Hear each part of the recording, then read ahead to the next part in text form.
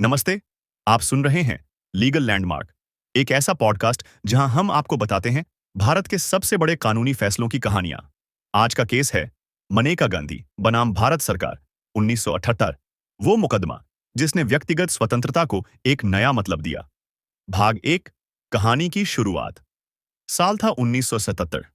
पत्रकार और सामाजिक कार्यकर्ता मनेका गांधी को भारत सरकार ने अचानक एक नोटिस भेजा, जिसमें लिखा था कि उनका पासपोर्ट पब्लिक इंटरेस्ट में जब्त किया जा रहा है।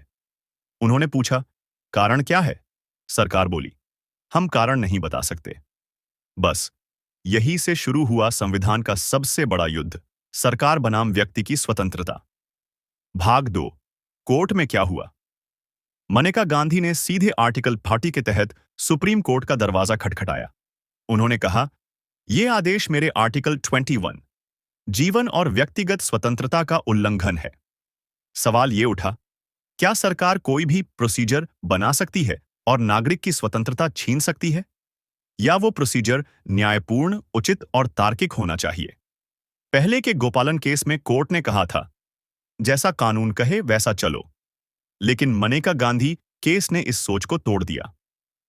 भाग तीन, ऐतिहासिक फैसला। सुप्रीम कोर्ट की 7 जजों की बेंच ने कहा, प्रोसीजर तभी मान्य होगा जब वो फेयर, जस्ट और रीजनेबल हो, ना कि मनमाना, अनुचित या दमनकारी।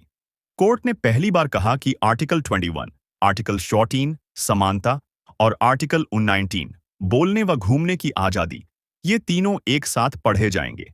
इसे कहा गया golden triangle of fundamental rights. अब कोई भी कानून अगर आपकी स्वतंत्रता को छूता है, तो उसे इन तीनों कसौटियों पर खरा उतरना होगा। भाग चार, आज की अहमियत। आज जब आप यात्रा करते हैं, अपने अधिकार के लिए आवाज उठाते हैं, सरकार से जवाब मांगते हैं, तो याद रखिए, मनेका गांधी केस की वजह से यह संभव हुआ। ये case due process of law की बुनियाद बन गया, जहां हर कानून की इंसानियत से परीक्षा ली जाती है। आउट्रो म्यूजिक हल्के स्वर में। तो ये था मनेका गांधी बनाम भारत सरकार, एक ऐसा मुकदमा जिसने भारत में स्वतंत्रता को परिभाषित किया। आप सुन रहे थे लीगल लैंडमार्क। अगर आपको ये एपिसोड पसंद आया हो तो इसे शेयर करें और अगले एपिसोड का इंतजार करें, जहां हम लाएंगे अगला ऐतिहासिक फैसला।